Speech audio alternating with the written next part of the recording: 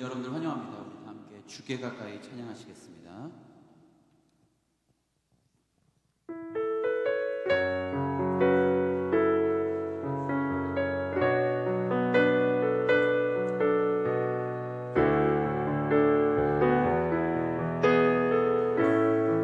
주께 가까이, 주께 가까이 날 이끄소서.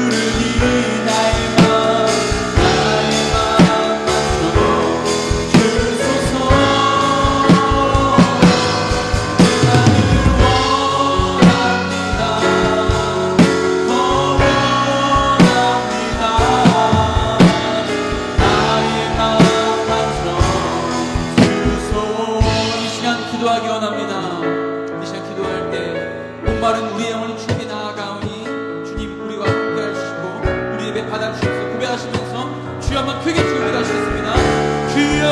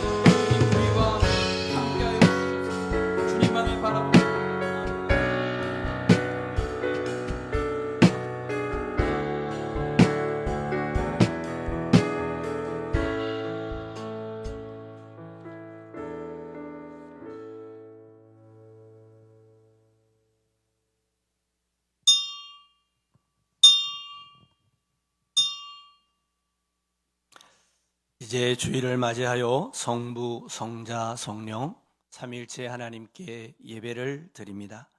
나는 전능하신 아버지 하나님 천지의 창조주를 믿습니다. 나는 그의 유일하신 아들 우리 주 예수 그리스도를 믿습니다.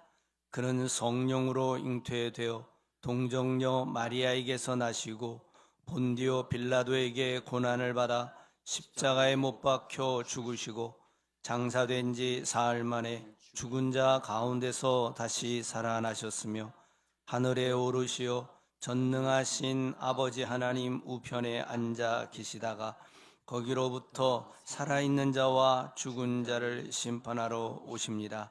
나는 성령을 믿으며 거룩한 공교회와 성도의 교제와 죄를 용서받는 것과 몸의 부활과 영생을 믿습니다.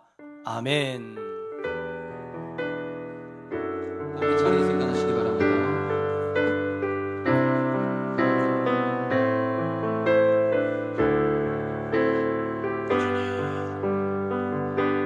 주의 보좌로 나아갑니다. 주의 얼굴을 바라봅니다. 두 손을 들고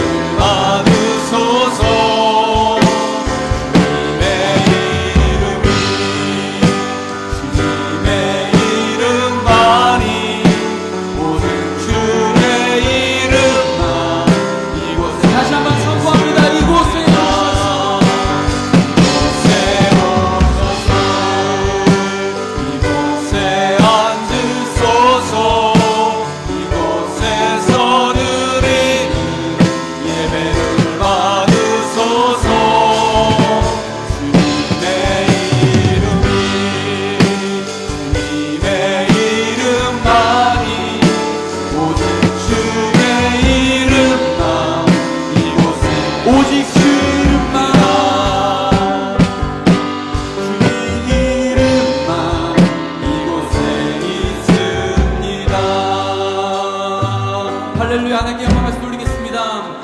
이곳에 임재하여 주시옵소서. 임하여 주시옵소서. 할렐루야.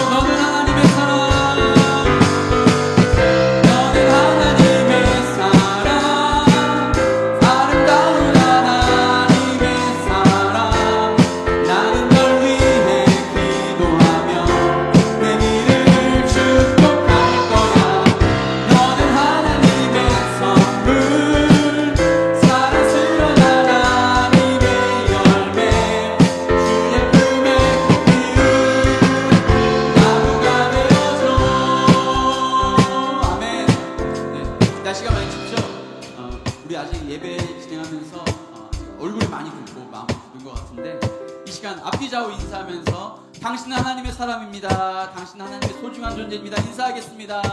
앞뒤 좌우 인사하면서 인사할 때 웃으면서 하셔야 돼요. 인상 쓰시면서 하시면 안 돼요. 네. 다시 한번 찬양합니다. 너는 담장 너머로 너는 담장 너머로 뻗은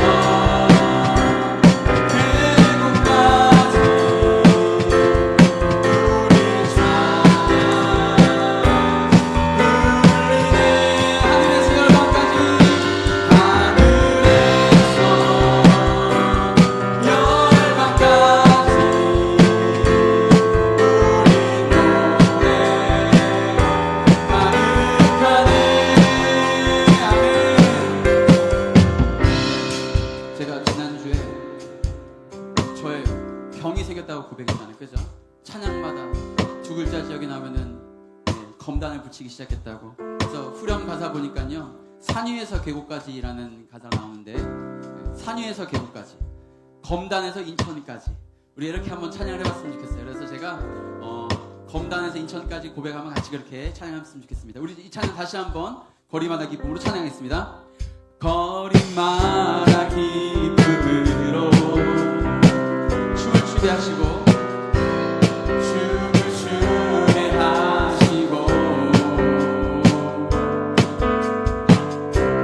주의 백성 기도할 때 이 땅 회복하소서. 십자가 앞에 갈 때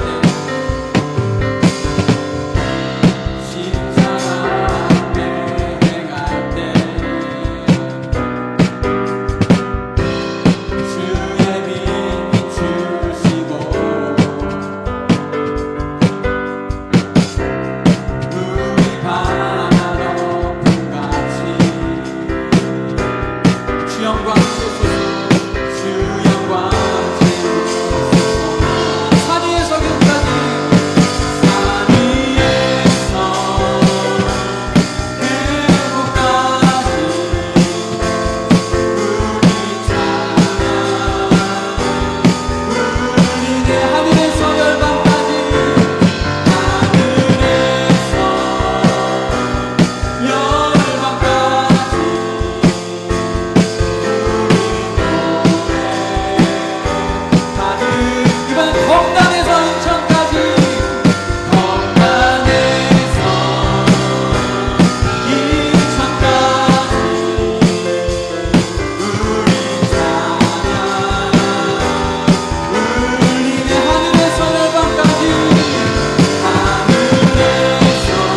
부릅니다.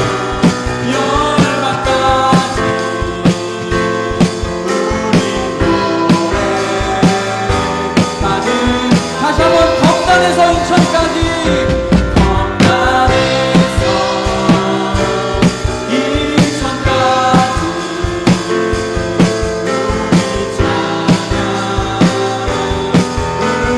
하늘에서 열방까지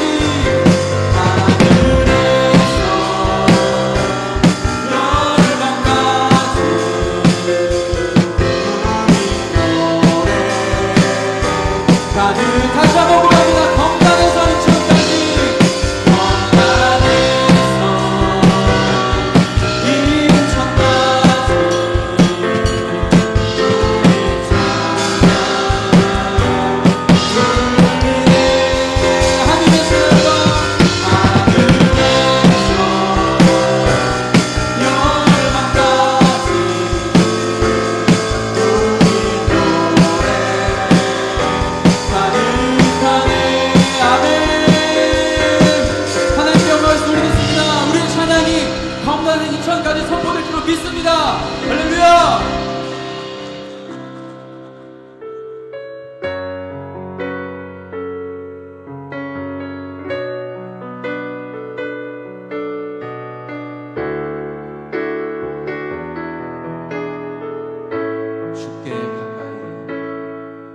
주께 가까이 나를 이끄소서.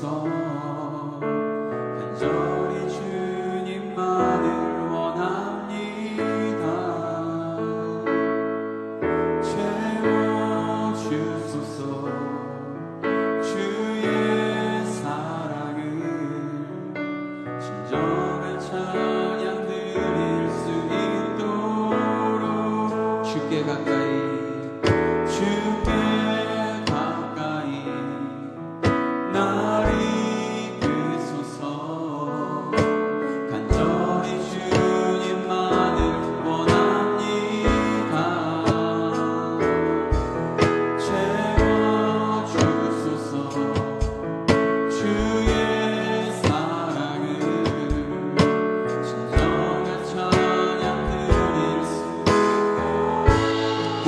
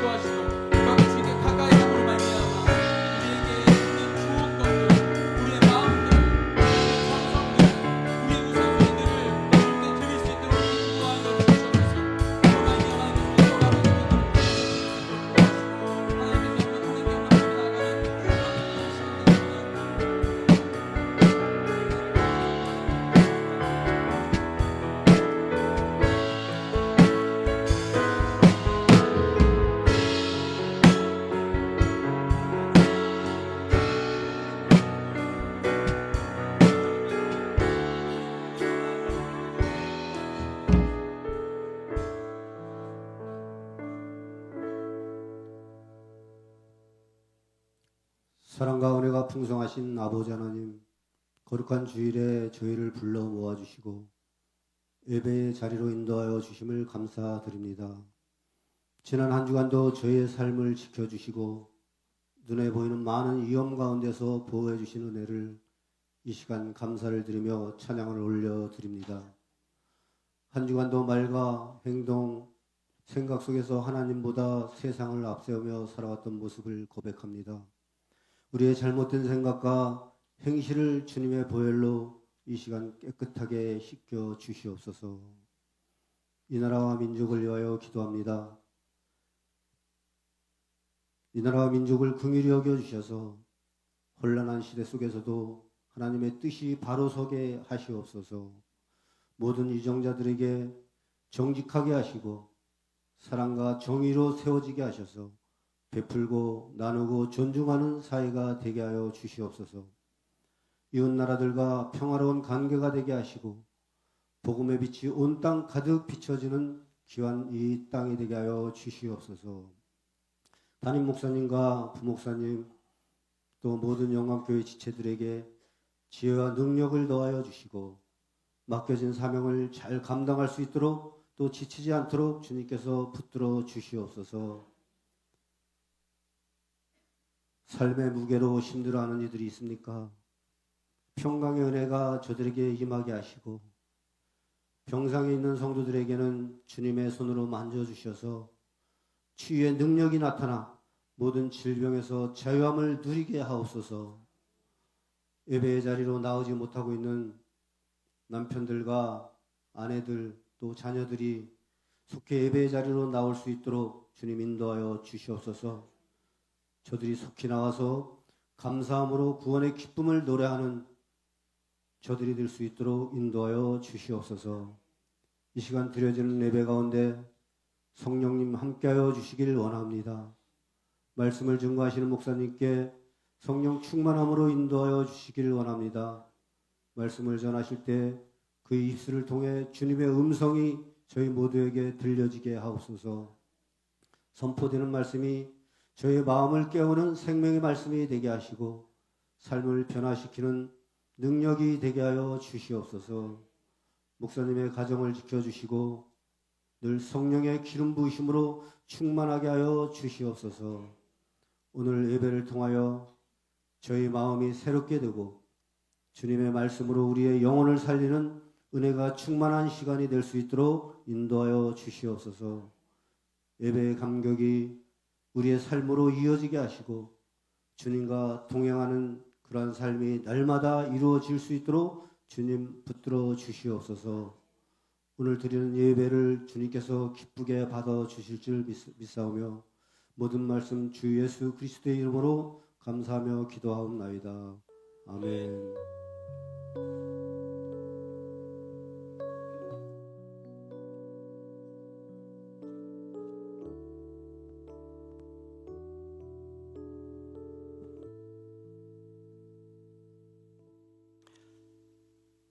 하나님의 말씀은 창세기 38장 12절에서 26절입니다.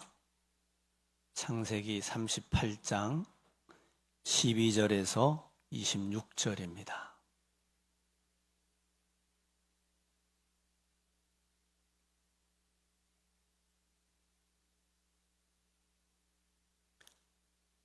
창세기 38장 12절에서 26절 다 같이 봉독하겠습니다.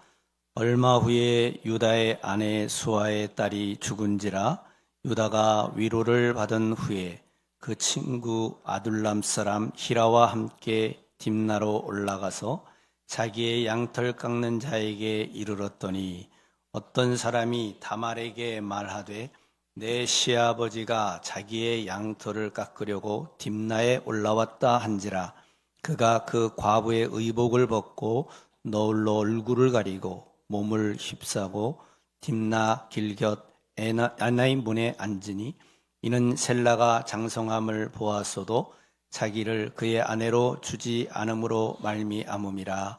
그가 얼굴을 가리었으므로 유다가 그를 보고 창녀로 여겨 길 곁으로 그에게 나아가 이르되 청하건대 나로 내게 들어가게 하라 하니 그의 며느리인 줄을 알지 못하였음이라.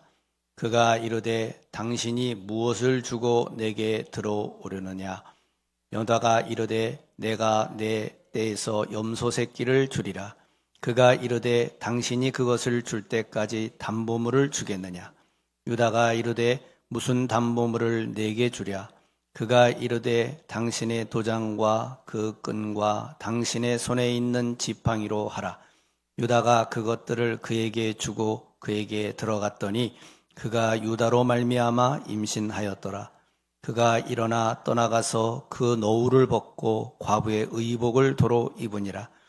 유다가 그 친구 아들람 사람의 손에 부탁하여 염소 새끼를 보내고 그 여인의 손에서 담보물을 찾으려 하였으나 그가 그 여인을 찾지 못한지라. 그가 그곳 사람에게 물어 이르되 길 곁 에나임에 있던 창녀가 어디 있느냐. 그들이 이르되 여기는 창녀가 없느니라. 그가 유다에게로 돌아와 이르되 내가 그를 찾지 못하였고 그곳 사람도 이르기를 거기에는 창녀가 없다 하더이다 하더라. 유다가 이르되 그로 그것을 가지게 두라. 우리가 부끄러움을 당할까 하노라. 내가 이 염소 새끼를 보냈으나 그대가 그를 찾지 못하였느니라. 석 달쯤 후에 어떤 사람이 유다에게 일러 말하되 내 며느리 다말이 행음하였고 그 행음함으로 말미암아 임신하였느니라. 유다가 이르되 그를 끌어내어 불사르라. 여인이 끌려갈 때에 사람을 보내어 시아버지에게 이르되 이 물건 임자로 말미암아 임신하였나이다. 청하건대 보소서 이 도장과 그 끈과 지팡이가 누구의 것이니까 한지라. 유다가 그것들을 알아보고 이르되 그는 나보다 옳도다. 내가 그를 내 아들 셀라에게 주지 아니하였음이로다 하고 다시는 그를 가까이 하지 아니하였더라. 아멘. 오늘 말씀의 제목은 양심 안에서 자라가라 입니다. 옆에 있는 분과 축복의 인사를 나누겠습니다.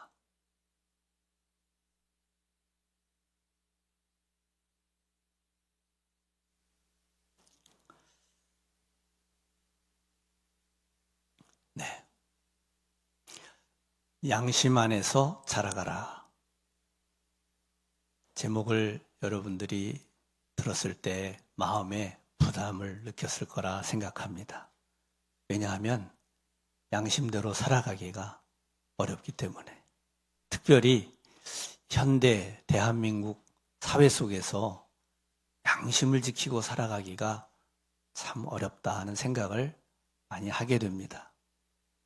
목회자도 이런 생각을 하는데 성도님들은 세상 속에서 얼마나 더 그런 어려움을 겪고 있을까 생각을 하게 됩니다. 양심 선언을 하는 사람들이 간혹 있습니다. 정말 정직하게 용기 있게 양심 선언을 했는데 그 사회 속에 그 단체 속에서 매장되는 일들도 있지 않습니까? 그래서 그런 용기 있는 행위가 점점 사라지고 있는 것 같습니다. 여러분, 그리스도인들은 믿음으로 살 뿐만 아니라 선한 양심을 가지고 살아가도록 명령을 받았습니다. 디모데전서 1장 19절에 보니까 믿음을 굳게 지키고 선한 양심으로 행하십시오. 그렇게 하지 않은 사람들은 믿음을 잃어버리고 말았습니다. 라고 기록하고 있어요. 그러니까 믿음을 우리가 많이 강조하지만 이 믿음과 함께 선한 양심을 가지지 않는다면 믿음은 파괴된다는 겁니다. 믿음을 잃어버리게 된다고 말씀하고 있습니다. 이 둘의 관계를 잘 이해하는 것이 필요하고 둘 중 어느 하나도 놓지 않고 굳게 붙잡고 가야 진실한 그리스도인, 올바른 그리스도인이 될 수 있는 것입니다. 여러분, 우리는 알고 있어요. 우리가 죄인이라는 거 여러 가지 모양으로 죄를 짓고 삽니다. 그런데 어떻게 선한 양심을 가질 수 있습니까? 그 죄를 정직하게 인정하면 선한 양심을 가질 수가 있습니다.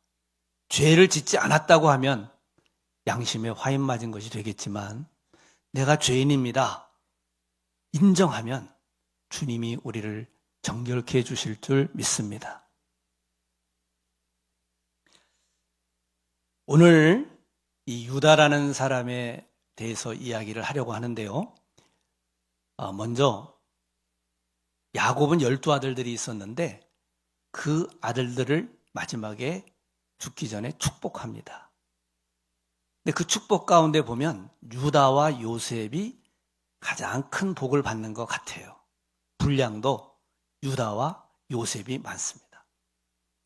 요셉이 많은 축복을 받는 것은 이해가 됩니다. 왜냐하면 그 형제들이 기근에 가뭄에 어려움 당할 때 애굽 고센 땅에 와서 잘 살도록 해준 사람이 요셉이니까 그 형제들 가운데 사실 귀한 일을 한 거죠. 요셉이 축복받는 것은 그래 이해가 돼. 근데 읽어보면 요셉보다도 유다에게 더 놀라운 축복이 주어졌어요. 유다가 뭘 했길래 그런 생각이 드는 거죠. 먼저 유다에게 한 축복을 먼저 연대기 성경으로 읽어보겠습니다. 유다야 너는 형제들의 찬양을 받을 자이다. 내 손이 원수들의 목을 움켜쥘 것이고 내 아버지의 아들들이 내 앞에 절을 할 것이다. 유다는 사자 새끼다. 내 아들아 너는 움킨 것을 찢어먹고 굴로 돌아오는구나. 그는 웅크리는 모습이 숫사자와 같고 암사자와도 같으니 누가 감히 범할 수 있으랴. 왕의 홀이 유다에게서 떠나지 않을 것이며 유다는 참된 왕이 올 때까지 다스릴 것이다. 나라들이 그에게 복종할 것이다. 유다는 나귀를 포도나무에 메고 암나귀 새끼를 가장 좋은 포도나무 가지에 맬 것이며 자기 옷을 포도주로 빨고 겉옷을 붉은 포도주로 빨 것이다. 유다의 눈은 포도주로 인하여 붉겠고 그의 이는 우유보다도 힐 것이다. 여기서 좀 주목을 하게 되는 것은 내 아버지의 아들들이 내게 절할 것이다. 이전에 요셉이 꾼 꿈 내용과 비슷하죠? 아버지와 형제들이 요셉 앞에 절을 하는 꿈을 요셉이 꿨는데 이 축복 가운데서는 요셉에게 그런 내용이 전해진 것이 아니라 유다에게 전해지고 있습니다. 내 아버지의 아들들, 형제들이 내 앞에 절을 할 것이다 라고 말했어요. 또 유다의 왕의 홀이 유다에게서 떠나지 않을 것이다. 그러니까 유다 지파 내에서 왕이 나올 것을 말하고 있고 유다는 참된 왕, 그리스도가 올 때까지 다스릴 것이다 라고 말하고 있습니다. 나아가 나라들이 그에게 복종할 것이다. 그래서 유다에게는 왕의 통치의 축복을 주고 있음을 볼 수가 있습니다. 그래서 유다는 과연 아버지 야곱에게 이와 같은 축복을 받을 만한 존재인가? 라는 생각을 하게 되는 것이죠. 유다의 이야기가 성경에 창세기에 여러 군데 이렇게 흩어져 나오고 있습니다. 여러분이 읽다 보면 자주 유다 이야기를 접하게 될 텐데요. 그 이야기가 하나의 그 스토리를 만들고 있다고 생각을 했습니다. 특별히 유다의 그 양심과 관계된 이야기들이 언급이 되고 있음을 보면서 그 유다의 양심이 어떻게 온전하게 되었는가 하는 것을 함께 생각해 보려고 합니다. 여러분, 하나님 믿음의 사람 참 좋아하시는데 믿음의 사람 못지않게 양심적인 사람을 하나님이 기뻐하세요. 다른 말로 말하면 정직한 사람. 그래서 유다의 후손 가운데 가장 훌륭한 왕 다윗이 태어나지 않습니까? 그 다윗 왕은 여러 면에서 하나님을 기쁘시게 했지만 특별히 그가 범죄했을 때 하나님 앞에 내가 죄를 범하였나이다. 그리고 아주 정직한 회개를 했어요. 반면에 사울 왕, 다윗 이전에 사울 왕이 있었잖아요. 사울 왕은 자기가 죄를 범한 다음에도 여호와께 제가 제사를 드리려고 이런 양들, 소떼들을 남겨놓았습니다. 핑계를 대고 하나님 앞에 정직하게 회개하지 않았습니다. 하나님은 정직한 자를 기뻐하시는 줄 믿습니다. 그래서 이 유다 이야기를 그 양심이라고 하는 주제를 가지고 한번 살펴보게 되었는데요. 먼저 요셉이 아버지의 심부름으로 형들을 찾아갔을 때 형들은 요셉을 미워하여 죽이기로 하죠. 그런데 루벤 장자가 첫 마지가 죽이지는 말고 구덩이에 던지자 그럽니다. 사실 나중에 구덩이에서 다시 건져줄 생각으로 그런 제안을 했어요. 그러니까 장자 큰 형은 다른 형제들처럼 요셉을 죽여서는 안 된다고 생각을 한 것이죠. 그런데 구덩이에 던지고 나니까 요셉이 안에서 소리쳤겠죠. 형님들, 나 좀 살려주세요. 나 버리고 가지 마세요. 버리고 가면 죽는 거니까요. 소리를 쳤을 겁니다. 유다의 마음이 움직였어요. 우리가 구덩이에 그냥 두지 말고 그를 팔아. 노예로 팔아. 버리자. 죽게는 하지 말자. 그리고는 유다가 제안을 하니까 형제들이 그러자 해서 구덩이에 던져진 요셉이 올라오게 되고 거기 미디안 상인들에게 넘겨지고 애굽의 보디발의 집에 노예가 되는 이야기가 성경에 기록되어 있습니다. 유다는 큰 형 루벤이 나중에 구해줄 생각을 가졌다는 것을 몰랐죠. 그러니까 요셉이 소리치는 그 외침, 부르짖음을 듣고 마음이 움직여서 그렇게 한 것입니다. 양심적이죠. 그런데 제가 볼 때는 그다지 훌륭한 양심, 좋은 양심은 아니에요. 사실 유다가 온전한 양심을 가졌다면 우리 요셉을 죽인다는 게 말이 됩니까? 그는 우리의 형제인데 아무리 그가 좀 미운 짓을 했다 하더라도 그게 뭐 사람을 죽일 만한 일입니까? 안 됩니다. 이렇게 했어야 제대로 된 행위죠. 그런데 유다도 형제들의 눈치를 봐가면서 행동을 했다고 볼 수 있습니다. 우리가 양심을 따라 행할 때 이렇게 적당히 타협하는 모습으로 행할 때도 많지 않습니까? 그 다음에 유다가 형제들과 함께 돌아와서 아버지 앞에 요셉이 죽었다고 거짓말을 하게 됩니다. 유다만 한 건 아니고 형제들이 다 짜고 채색 옷에 피를 묻혀가지고 유다가 짐승에게 물려 죽었다. 그러면서 야곱에게 말하니 야곱이 그 증거물을 보고는 대성통곡을 하죠. 사랑하는 아들이 죽었으니 얼마나 그 아버지 마음이 슬펐겠습니까? 아마 그 슬픔이 계속되었을 겁니다. 음식도 먹지 않고 슬픈 얼굴로 지내는 그 아버지 앞에서 유다의 마음도 많이 아팠어요. 그래서 유다는 자책하는 마음 때문에 집을 떠납니다. 창세기 38장 1절에 보니까 그 무렵 유다는 자기 형제들 곁을 떠나 아둘람 사람 히라와 함께 지냈다. 여러분, 형제들은 진실을 알고 있잖아요. 다 같이 아버지를 속이는 그 상황이 얼마나 불편했을까요? 아버지 앞에 탁 진실을 말하고 싶어도 형제들이 있어서 말을 못합니다. 서로 합의했기 때문에 그 합의를 또 깰 수도 없는 그런 상황이 계속되는 것이 너무나 힘들었어요. 그래서 아예 형제들도 아버지의 얼굴도 보지 않는 곳으로 떠나게 되었다고 성경은 말하고 있습니다. 여러분, 죄책을 느낀다는 것은 정상적인 겁니다. 그런 상황을 아무렇지도 않게 살아간다는 것은 오히려 이상하죠. 내 유다의 해결 방법은 용기 있게 솔직하게 아버지에게 말씀드리는 것이 아니었고 그 자리를 피하는 것이었습니다. 죄책으로 인해 피하는 것이죠. 올바른 방법이 아닌 다른 방법으로 문제를 해결하고 있다. 자기를 해치는, 자기를 고통스럽게 하는 방법으로 문제를 해결하고 있음을 볼 수가 있습니다.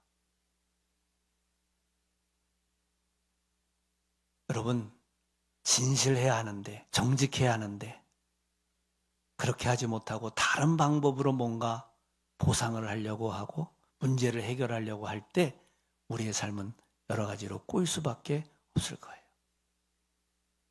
잘못한 사람이 내가 깨달았으면 잘못했습니다, 이렇게 말하면 되는데 그 말은 하지 않고 옆에서 먹을 것을 더 사주고 선물도 하고 다른 방법으로 도와주고 그럴 수도 있잖아요. 그것도 사실 제대로 된 방법은 아니라고 볼 수 있습니다. 자, 그 다음에 유다가 오늘 다말이라고 하는 자기 며느리에게 임신을 시키는 얘기가 나오고 있습니다. 이 다말은 첫째 아들과 결혼했는데 첫째가 죽고, 그래서 둘째가 그 형수를 취했는데 둘째도 죽고, 셋째는 아직 어려서 두 사람을 부부로 만들 수는 없는 그런 상황에서 다말은 집으로 가서 지내게 됩니다. 그런데 어쨌든 이 유다가 자기 처가 죽은 뒤에 상심한 마음으로 지내다가 그 어느 동네에 창녀의 집을 들어가는데 바로 그곳에 다말이 그 아버지를 유혹하는 얘기가 나오죠. 그래서 결국 자기 며느리를 임신시키는 아버지가 되고 말았어요. 참 부끄러운 얘기가 되고 말죠. 물론 알고 한 건 아닙니다만은 결론적으로는 그렇게 되고 말았습니다. 다말이 임신했다는 소식이 들렸고 아버지 유다는 진노하면서 그녀를 끌어다가 불사르라 그렇게 말합니다. 그 당시는 그런 죄는 사형에 해당됐거든요. 근데 끌려가면서 받은 약조물, 유다의 그 징표가 되는 약조물을 사람들을 통해 보내면서 나는 이 사람으로 말미암아 임신하였습니다, 그렇게 전하니까 유다가 그것을 보고 얼마나 놀랐겠어요. 자기 거잖아요. 그래서 그가 말합니다. 다말은 옳고 내가 잘못되었다, 그렇게 인정을 합니다. 38장 26절 한번 보면 그녀가 나보다 옳다. 내가 내 아들 셀라를 주기로 약속하고도 지키지 않으므로 그녀가 이런 일을 행한 것이다. 계대결혼법을 좀 이해하셔야 이 말이 이해가 됩니다. 막내 아들과의 사이에서 자식을 낳아 형의 유산을 이어받게 만드는 일을 해줘야 되는데, 의무가 있는데 그 일을 행하지 아니한 까닭에 다말이 이와 같은 일을 했다 하면서 다말을 책망하는 것이 아니라 자기가 먼저 잘못했다는 것을 인정하고 있잖아요. 내가 잘못해서 다말이 이와 같이 행한 것이니 그녀는 옳고 내가 잘못했다, 이렇게 말하고 있어요. 이거 여러분 절대 쉬운 얘기가 아니잖아요. 많은 사람이 그 일을 알게 되면 얼마나 부끄럽습니까? 창녀에게 들어간 것도 부끄러운 얘기지만 시아버지가 며느리를 임신시켰다, 이거 얼마나 동네 부끄러운 얘기고 창피한 일이에요.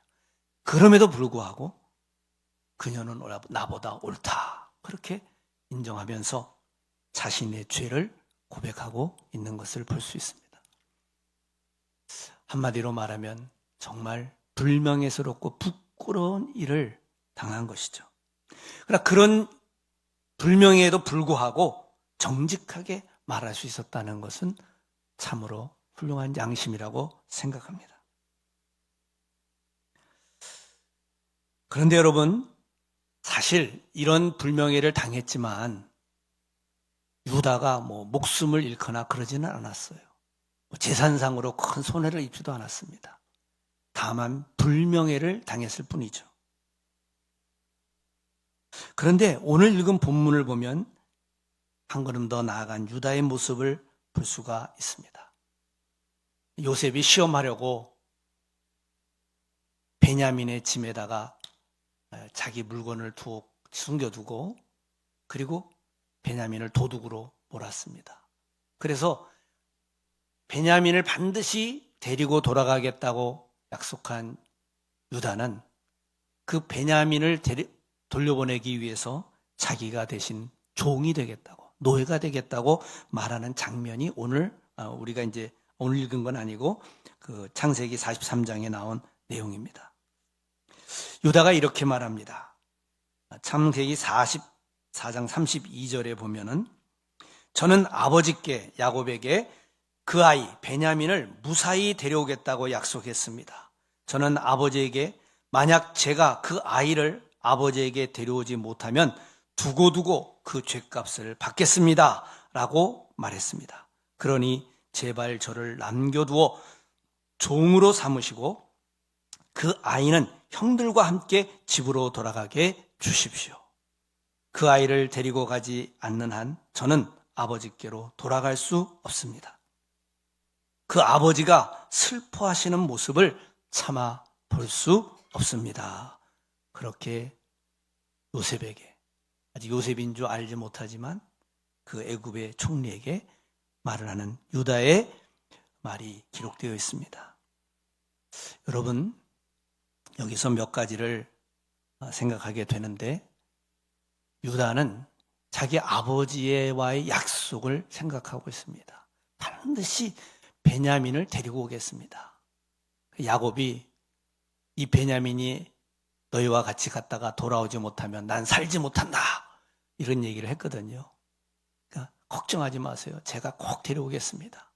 데려오지 못한다면 내가 그 죗값을 받겠습니다. 뭐 이런 식으로 아버지에게 약속을 했어요. 그런데 베냐민이 돌아가지 못할 상황이 됐습니다. 유다는 아버지와 약속을 생각했겠죠. 여러분, 양심은 책임감과도 연결됩니다.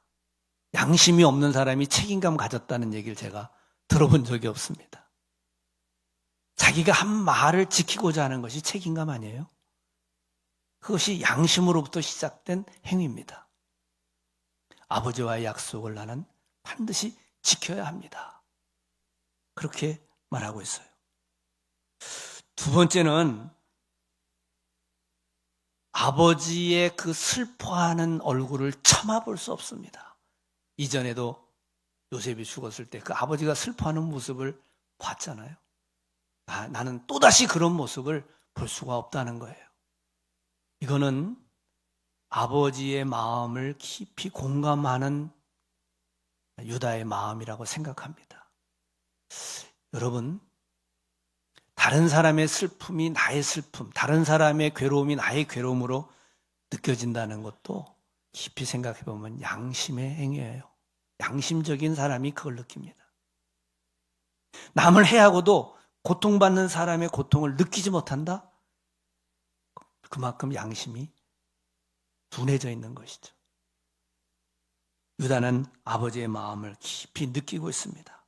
아니, 현재는 없는 마음이지만 베냐민이 돌아가지 못할 때 그 상황을 상상하면서 그 아버지의 슬픔을 미리 느끼고 있는 거죠. 세 번째로는 유다는 자기를 던져 희생하고 있습니다. 형제들 가운데 누구도 나서지 못하지만 유다는 이 베냐민 대신 내가 종이 되겠으니 베냐민은 돌려보내 주십시오. 여러분, 이런 말이 쉬운 말이 아닙니다. 노예로 살아간다는 것이 어떤 것인지 잘 알고 있는 유다가 이제는 그 자유인으로서의 삶을 포기하고 애굽의 총리의 종, 애굽의 노예로서 살아간다는 것은 사실 인생을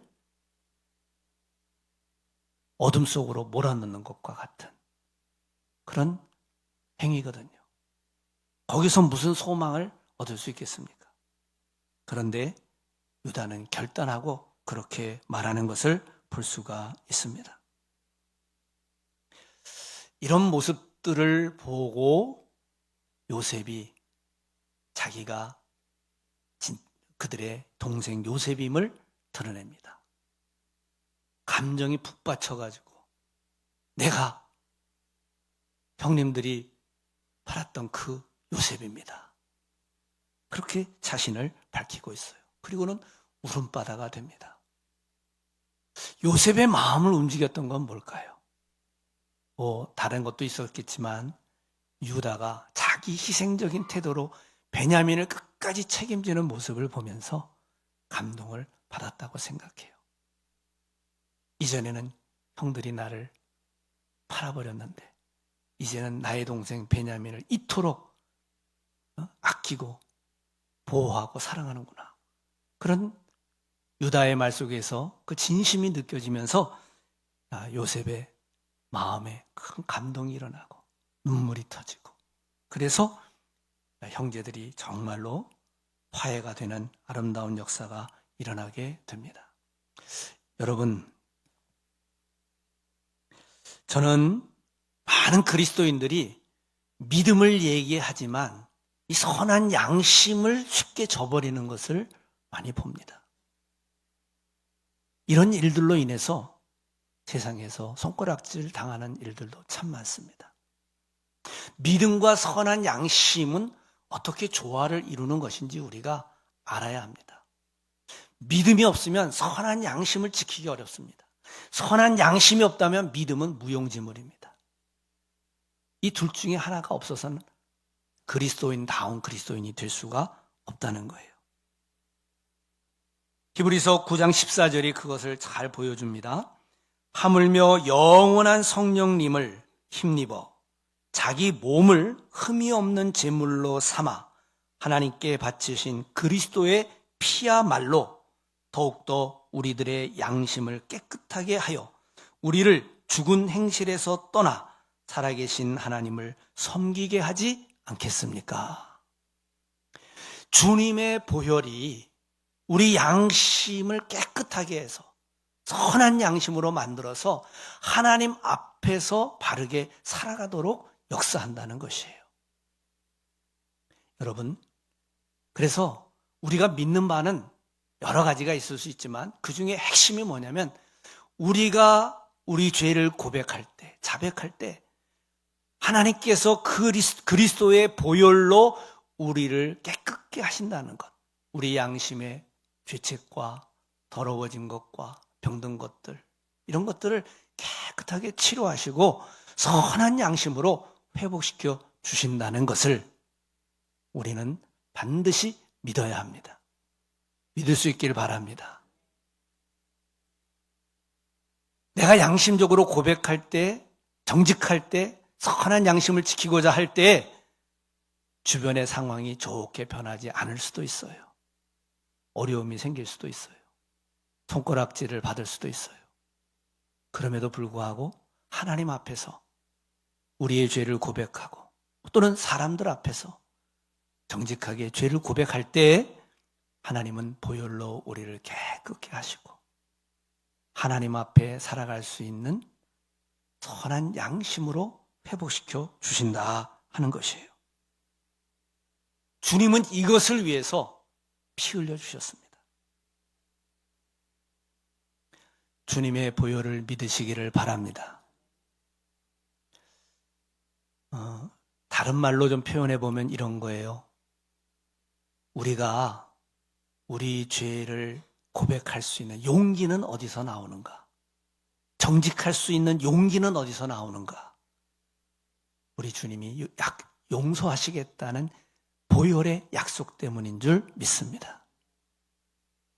용서해 주시겠다는 말씀을 먼저 하셨어요. 단 조건이 있습니다. 네가 너의 죄를 자백하면 내가 용서하겠다. 그 약속을 믿기 때문에, 그 약속은 그냥 된 약속이 아니라 보혈로 보증된 약속입니다.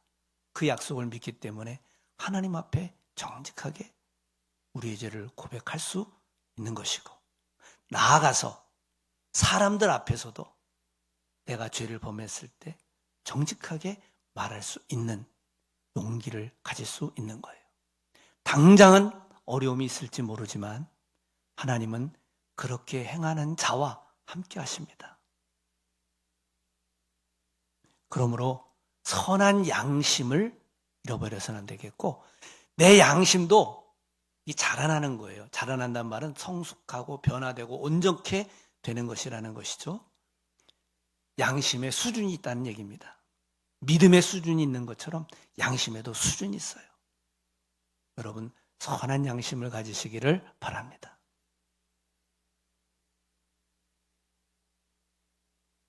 저는 오늘날 한국교회의 문제는 선한 양심을 잃어버린 데 있다고 생각해요. 얼마 전 들은 얘기인데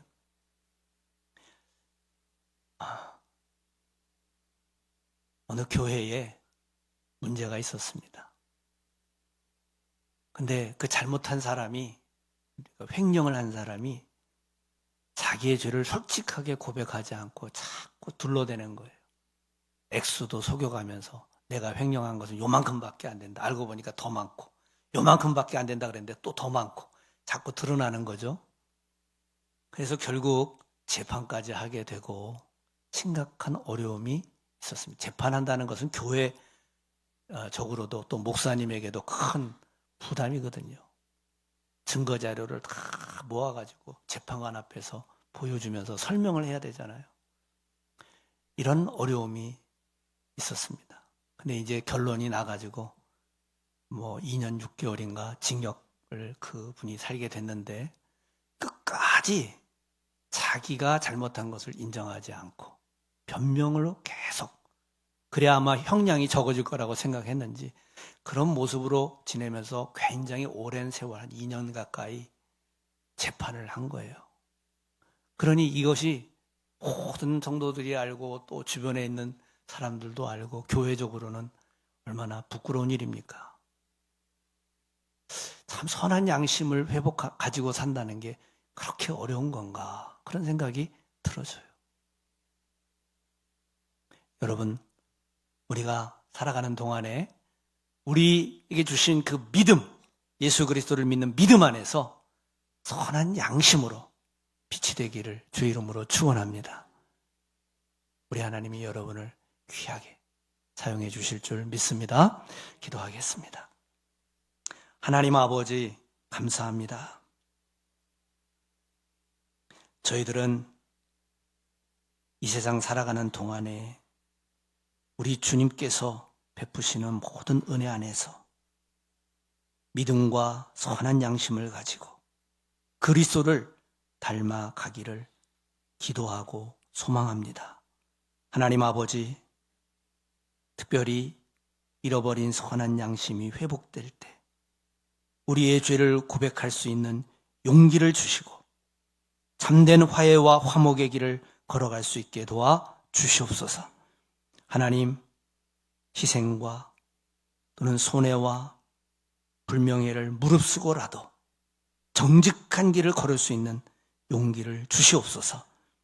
주님, 그리하여 우리 하나님께서 유다를 쓰신 것처럼, 다윗을 쓰신 것처럼 하나님의 귀한 일꾼으로 굳게 서게 도와주시고 주님의 영광을 나타내는 통로가 되게 하시옵소서. 예수님 이름으로 기도하옵나이다. 아멘. 찬송가 274장 부르시겠습니다.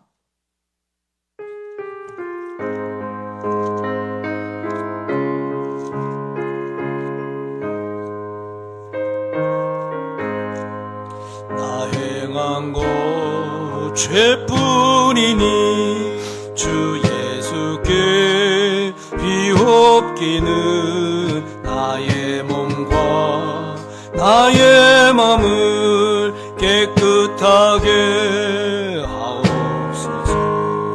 물 가지고 날 씻든지 불 가지고 태우든지 내 안과 방 다 닦으사 내 모든 죄 멸하소서. 내 어두운 눈 밝히시니 참 기쁘고 고마우나 그보다 더 원하오니 정결한 마음 주옵소서. 물 가지고 날 씻든지 불 가지고 태우든지 내 안과 방 다 닦으사 내 모든 죄 멸하소서.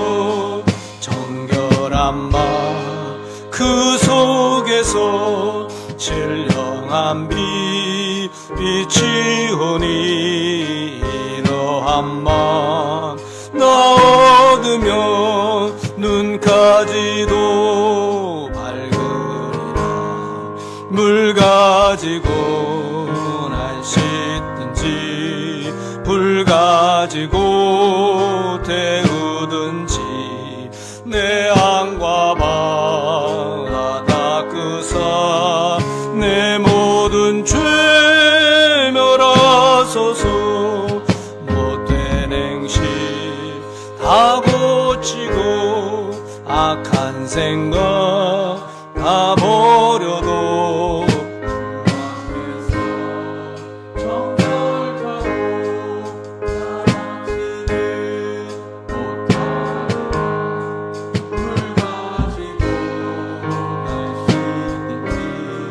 물 가지고 태우든지 내 안과 바다 닦으사 내 모든 죄 멸하소서.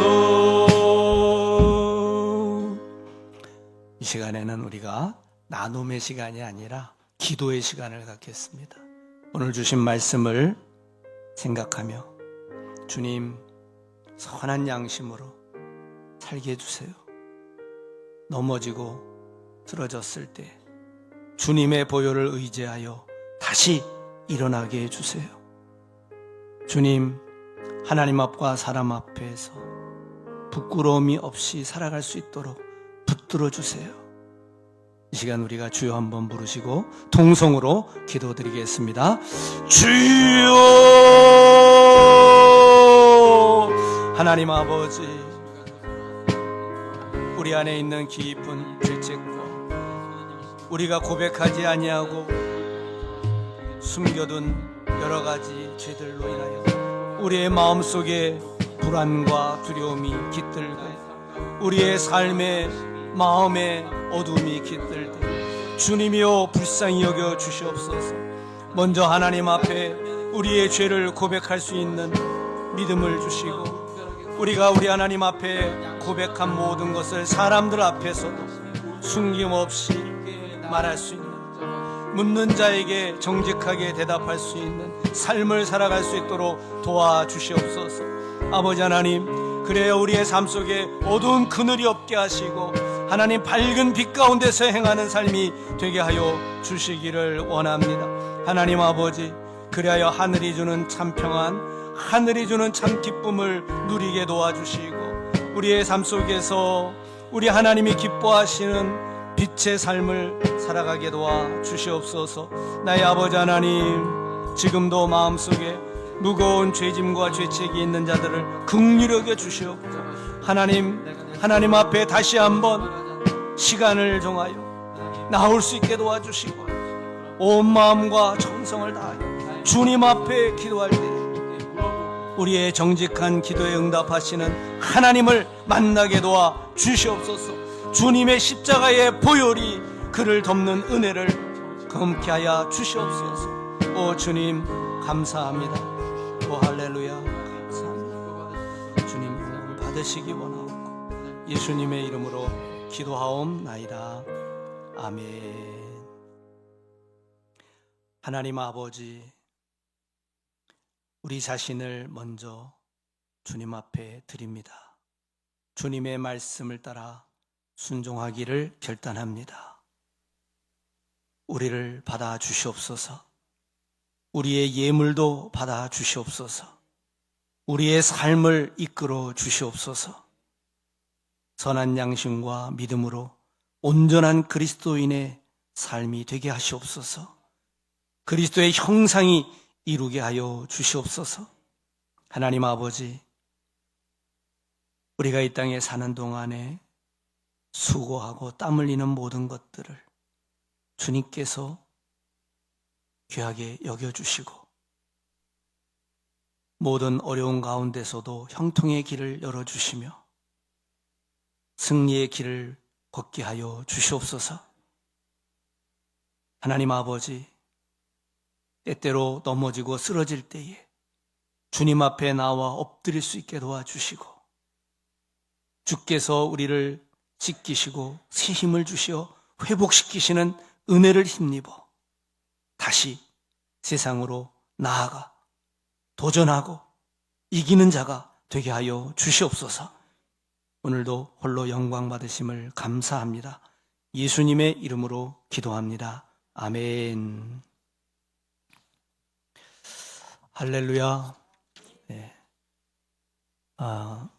추운 날씨 가운데도 예배 자리로 나오셔서 하나님께 영광을 돌리는 여러분에게 주님의 은혜가 충만하기를 축원합니다.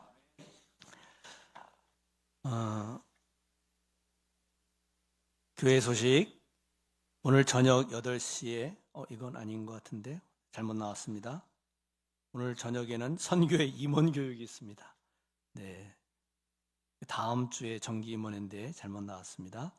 오늘 저녁에는 선교회 임원들 교육이 있습니다. 매년 초에 한 차례씩 하는데요. 선교회와 그러니까 회장과 임원들 다 같이 나오시기 바랍니다. 우리 박승현 양기숙 집사님 가정에 손녀가 태어났습니다. 박소정 따님이 작년인가 결혼식을 했는데 올해가 아니라 작년 맞나요? 재작년인가요? 재작년이죠 벌써. 네, 재작년에 결혼했는데 따님을 출산했습니다. 박수 한번 해주시죠. 어디가?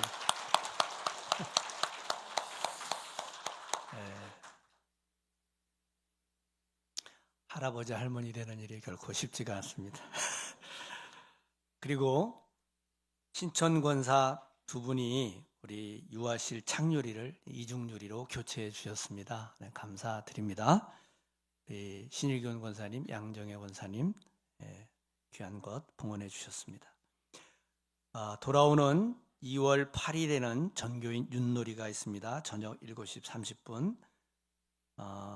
보통 한 40분 정도 참여하는데 올해도 많은 분들의 참여를 기대합니다. 사순절의 시작인 제수요일은 2월 18일입니다. 수요일 저녁에는 제를 바르는 의식이 있겠습니다. 기도하시고 사순절을 잘 맞이하셔서 의미 있는 사순절이 되기를 바랍니다. 검단연합기도회 2월 19일 오전 11시에 영광 감리교회에서 있습니다. 2월 5일부터 시작했는데 저희는 2월 19일 날짜가 잡혔습니다. 세인천 북지방 지방에는 2월 26일 오전 9시 신생감리교회에서 있습니다. 지방의 대표로 선출된 분은 모두 참여할 의무가 있습니다. 그리고 2월 28일에 우리 결혼식이 2건이 있는데요. 이광승 집사님, 이목수 집사님의 차남 이문영 형제가 결혼하고요. 또 우리 이은희 성도님의 아들 김동균 형제가 결혼을 합니다.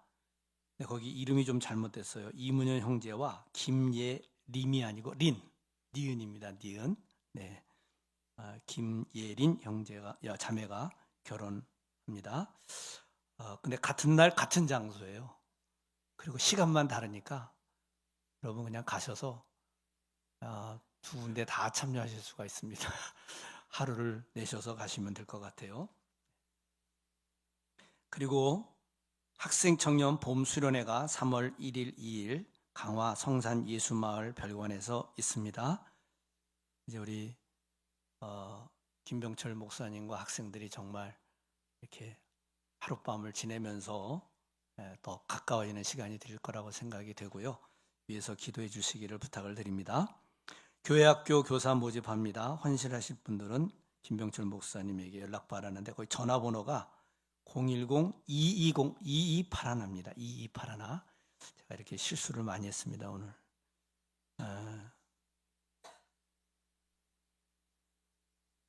나이가 들면서 나사가 빠지지 않게 좀 기도해 주세요. 네, 그리고 우리 이제 목사님 가족이 이사를 지난주에 했습니다.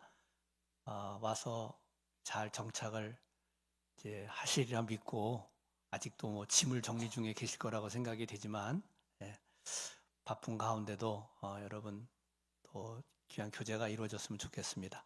앞으로 잠깐 나오시죠, 가족들. 우리 마지는 영국에 지금 있어요. 잠시 어디서 하는 거라고 그랬죠? 어디서 주최하는? 네, 저기다 좀 얘기 좀 해주세요. 마지는 왜 못 왔는지.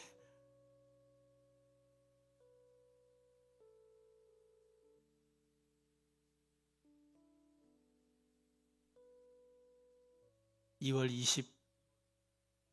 3일) 날. 네. 그렇게 오늘 함께 인사 못 드렸는데 우리 지금 5명입니다. 전부. 네, 환영의 박수 하겠습니다. 네, 감사합니다. 네. 네, 들어가셔도 되겠습니다. 네.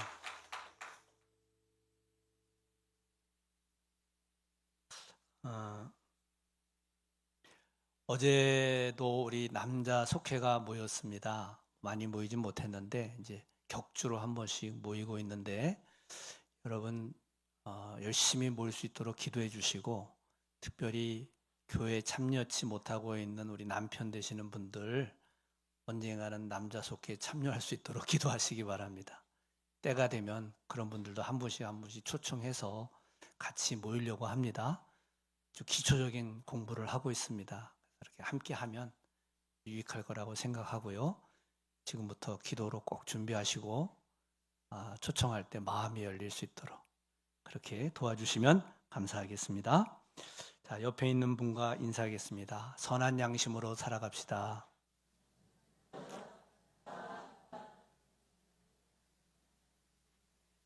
네, 찬양하겠습니다.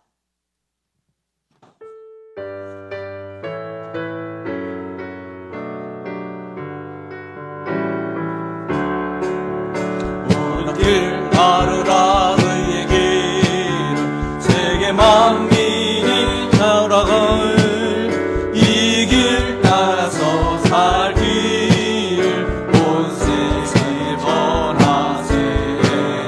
남 백성이 나갈 길 어둠 밤새하고 동튼다. 환한 빛 보아라 저 빛 주 예수의 나라 이 땅에 곧 오겠네 오겠네.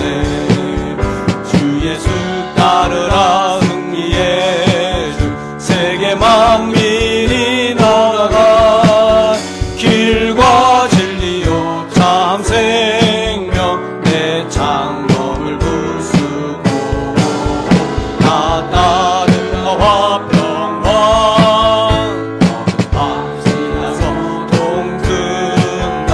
환한 빛 보아라 저 빛 주 예수의 나라 이 땅에 곧 오겠네 오겠네. 놀라운 이 소식 알리어라 세계 만민을 구하려 내 주 예수를 보내신 참 사랑의 하나님. 남 백성이 따를 길 어둠 밤 지나고 동튼다.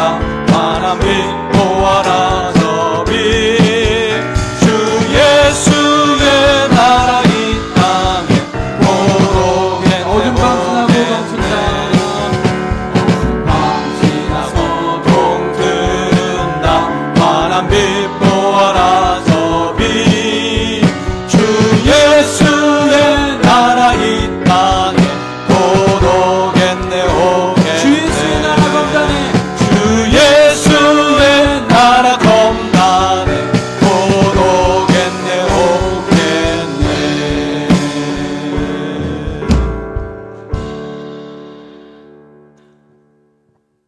지금은 독생자를 우리 위해 내어주신 아버지의 극진한 사랑과 우리 위하여 보배 피를 흘리사 우리 죄를 씻으시는 예수 그리스도의 은혜와 우리와 함께 계셔서 믿음과 선한 양심을 가지고 살아가도록 이끄시는 성령의 교통하심이 오늘 예배를 드리며 다시 한번 주님 앞에 선한 양심으로 빛을 발하기를 결단하는 성도들 위해 항상 함께 하시기를 축원하옵나이다. 아멘.